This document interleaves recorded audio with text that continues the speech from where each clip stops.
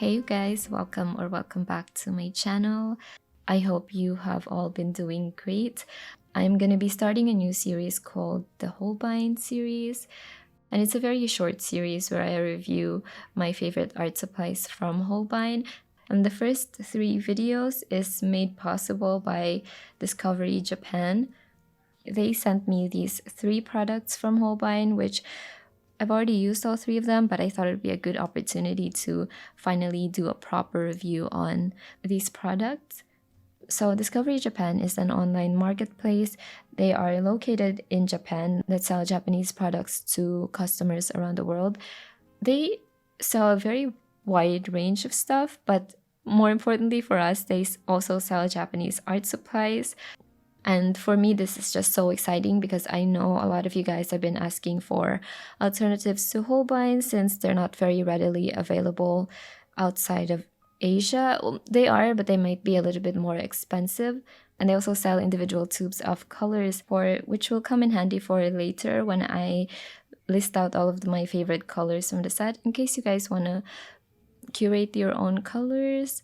And I always think that's a better idea than getting a bunch of colors that you won't use anyway, and also get a lot more exciting colors that way. So yeah, I will have that in the end of the video. So we're gonna start this one off with a painting that I did with the Holbein gouache, and they actually sent me the 12 color set of the bigger tubes, but this review is gonna be about their traditional gouache in general, so I'm going to be using colors that I have in my own collection too, which I guess would be fine because I will have the suggested colors in the end of the video. So my painting is of this very dreamy scene from Maleficent, and I've been wanting to paint this so much, and I think it was a good opportunity to use the Holbein gouache because these are my favorite and they're the most predictable to me. So the only way for me to very easily tackle this piece is to only use this brand.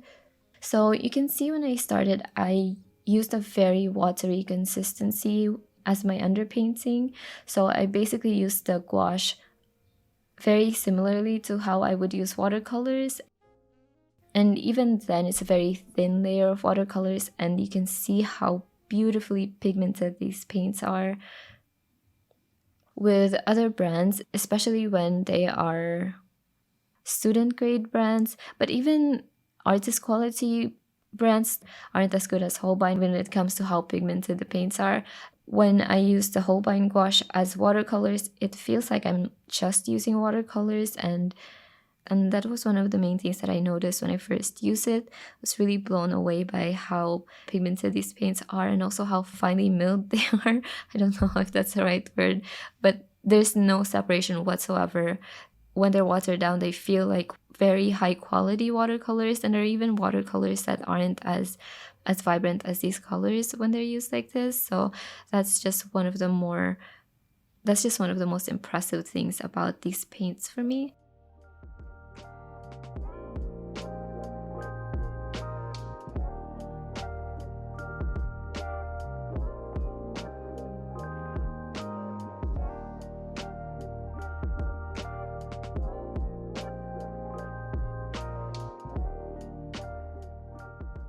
Another thing that doesn't get mentioned a lot, I would say, is how easily these paints are to reactivate.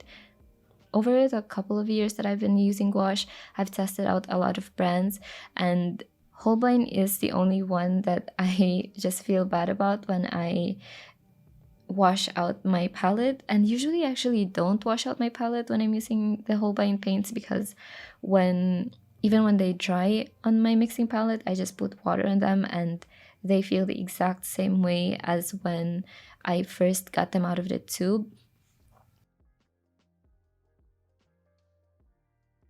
I don't actually squeeze them into mini pans just because of the humidity where I live. It just molds out a lot of my paint that way, but I haven't actually tried that. I know a bunch of people who squeeze out their paints and still get a good use of them. Sketches and Scrubs does the same thing, and also Sarah Burns, which by the way, she has a really great comprehensive reviews on artist quality gouache, which I will also be linking in the description. But yeah, out of all of the gouache paints that I've used, Holbein is the only brand where I wash out my palette the least, because it's just so easy to reactivate. The Mia gouache, I feel like it just doesn't reactivate in the same way as when I first get them out of the cups. But even some artist quality brands, I feel the same way about it. Like the Mayberry gouache, even the couple of Winsor & Newton designers gouache that I have, they don't reactivate as easily as the Holbeins, in my opinion.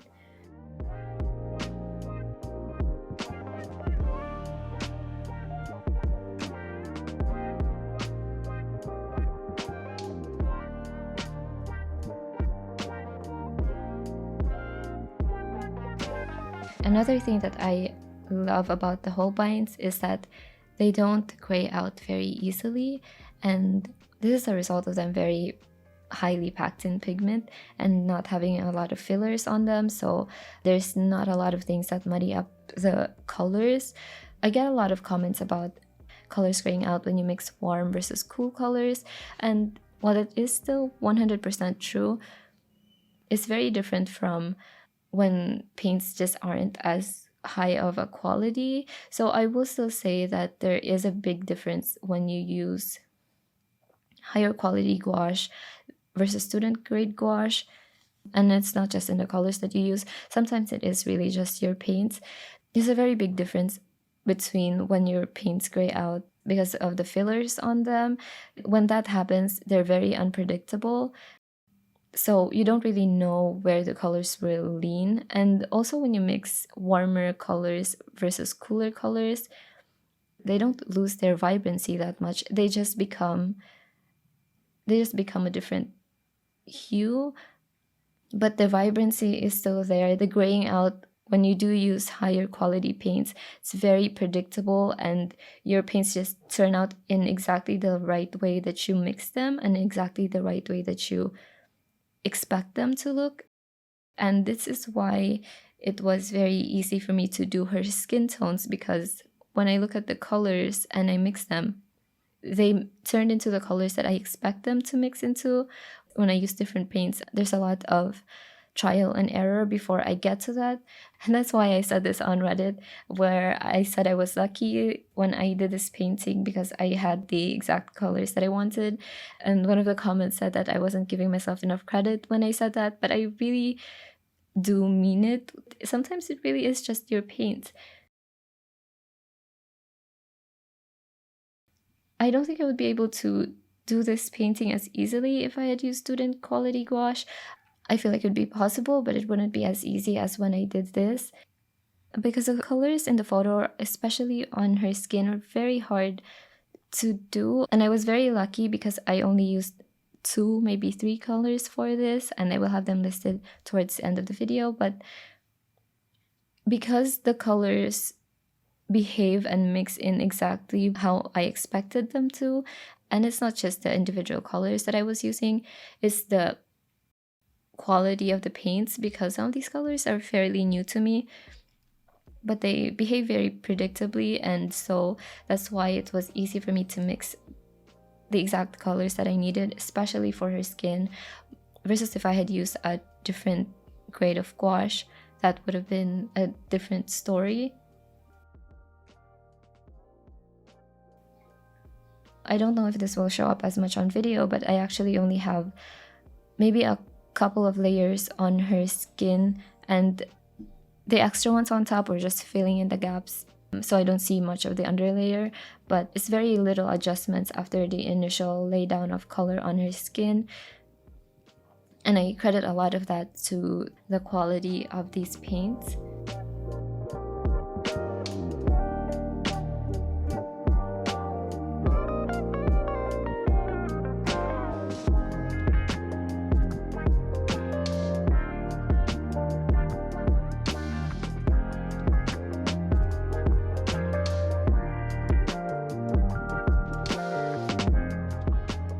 Another thing about the Holbein gouache is that they come out of the tube very thick and creamy.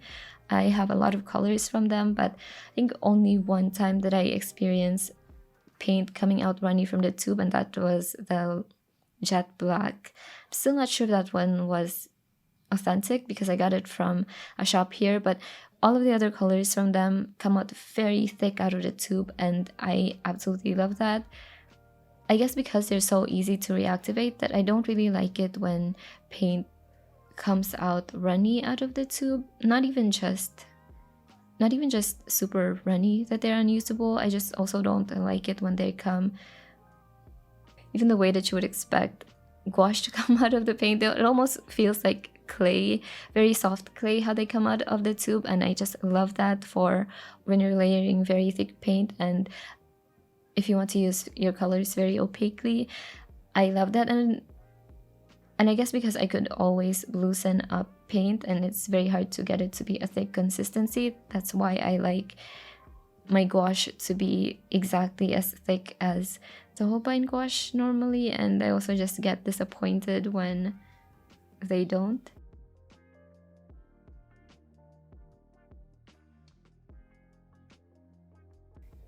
So I wanted to talk about price, and for so long now I've been categorizing them as towards the upper range of being expensive paints just because the YouTubers that I watch list them as that, but I just noticed it now, and that's because a lot of them are actually from Europe, and so it's understandable that the Holbeins might be more expensive for them.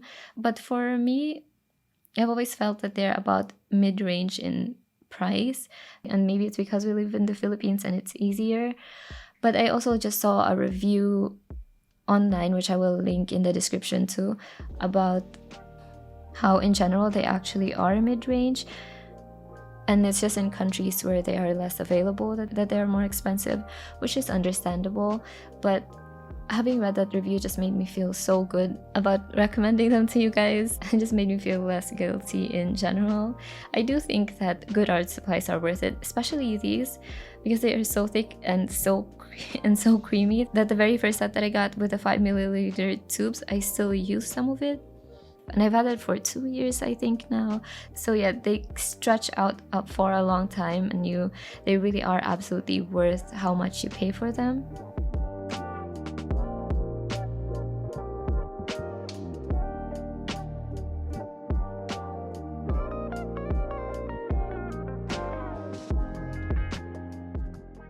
And the next thing I'm going to talk about is Lightfastness, but I think now the comparison is going to be limited to the brands that are mid-range or high-end quality, because I don't think it'd be fair to expect student quality gouache to be Lightfast.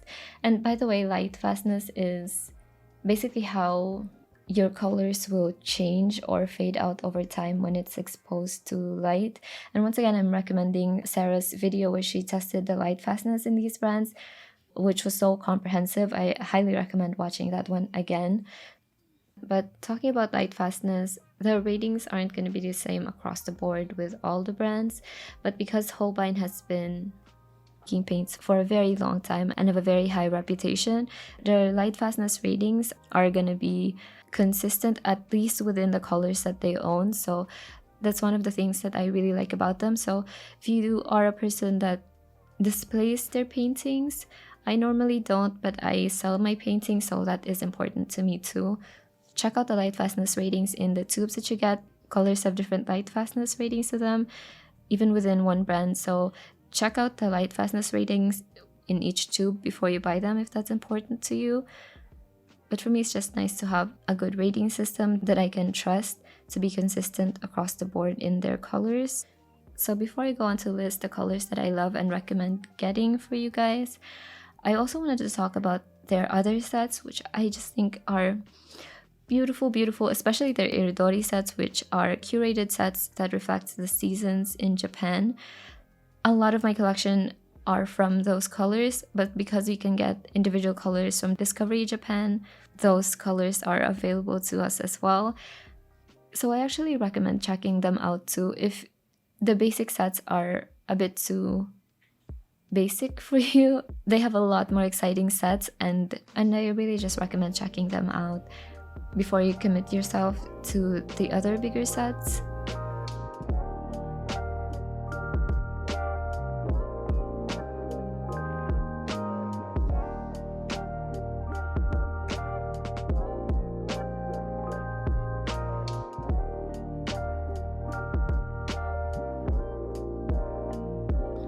Okay, so for this last part of this video where I recommend the individual tubes for you guys, if you're just starting out with your first set, I've pulled out my swatch card of all of my gouache colors and we're just gonna go through all of them. So the very first ones are the more neutral colors, and the first thing that I would always recommend is the permanent white, because it's a more opaque white and you're gonna need that for highlights and for the later layers in your painting when you need the colors to be opaque. They have other whites too, but they aren't as transparent as that one.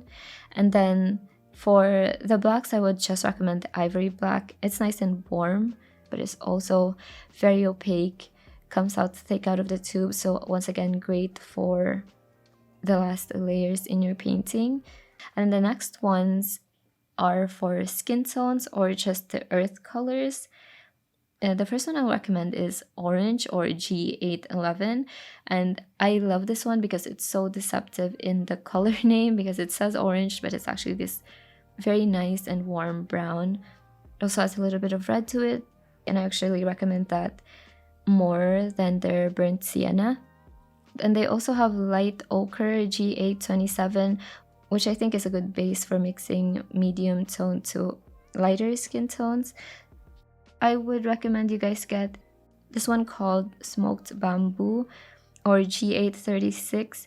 It's a very beautiful olive toned deeper color for skin tones, and it also mixes really well with blues if you want to make it cooler. So I want to add Pale Coral or G812. This one is so good because it's a beautiful pale pinkish color for lighter skin tones, and I think this is a better option for a lighter skin tone and a better base than G530 or Jaune Brilliant. So when it comes to the blues, I would always recommend a more basic blue and a darker blue. So I'm going to start with the darker ones, and I always recommend the Prussian Blue. Theirs is so intense and I just love this. It would almost pass for black, and that's why I actually use this in tandem with the Ivory Black, and this is what I mix with the Ivory Black if I need it to be cooler. But yeah, I love Prussian Blue. You can use it for the darker shadows in your paintings. And for the lighter, more basic blue, I would personally recommend the Dayflower Blue G863. It's a little bit more neutral and lighter than the pure blue they have, but I use this for my own paintings. But if you feel like you need a more basic blue, just get the G571 or their pure blue. It's great for mixing vibrant colors. I want to give a shout out to this purple color that they have. This one is called Bellflower. I just think this is gorgeous color. It's one of my favorite colors, and I'm just gonna throw this out there as a very personal recommendation. I don't actually know if you guys would use this a lot in your own paintings, but I just think it's beautiful, so it's a good addition. Bellflower G871. So we're going now to the more exciting colors. The red is my favorite color, and I think you guys already know what I'm gonna recommend, and it is Flame Red or GG507. I always sing praises about this because it's the most intense red that I have, and it's also a warm toned red without being orange. But I've also had people tell me that this is very hard to control, and I agree, because it's just so intense that it's very hard to water down. Even when you're using it as a watercolor, it's a very intense watercolor. So I would use this with caution, but I can't leave this out of the recommendations. If you need a cooler red, instead of Carmine, I would recommend G802. It's just a more intense version of Carmine, and I think leans a little bit closer to a basic red, where Carmine is too cool, at least for me. So now we will have our yellows, and these ones I think are more basic, a cool and warm yellow. For the cool one, I have lemon yellow or GG526. It's a nice basic cool yellow. And for the warmer option, they have permanent yellow. It's just a good, reliable yellow for mixing and for using by itself. And so finally, we have green. And this one is probably the hardest for me to do because a lot of my favorite colors are in this color family. I think the first one is Elm Green. It's just a beautiful Green. It's G849 and there's nothing else that could replace it. For the next one, I'm going to go with Leek Green or G844. I use this as a basic green for mixing. Another one, if you have more room for your collection, there is Pine Tree Green or G848. I love this one because it's so dark and it doesn't look like black. It still maintains its green identity to it. I feel like it's very special. There's really not many colors that I can use in place of it if I do need it. And for the very last recommendations is actually their metallic colors. Not everyone is going to need this, but I love all of the colors that I have, especially the Pearl Copper.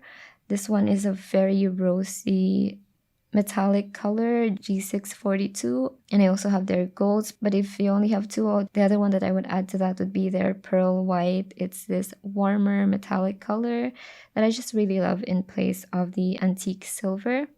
So yeah, that will be it for all of my color recommendations for the Holbein traditional gouache and also for my review of the gouache in general. I hope you guys enjoyed this video and I also hope it was helpful in a way. Thank you so much for watching. Thank you to my patrons for supporting me, and I will be seeing you guys again soon.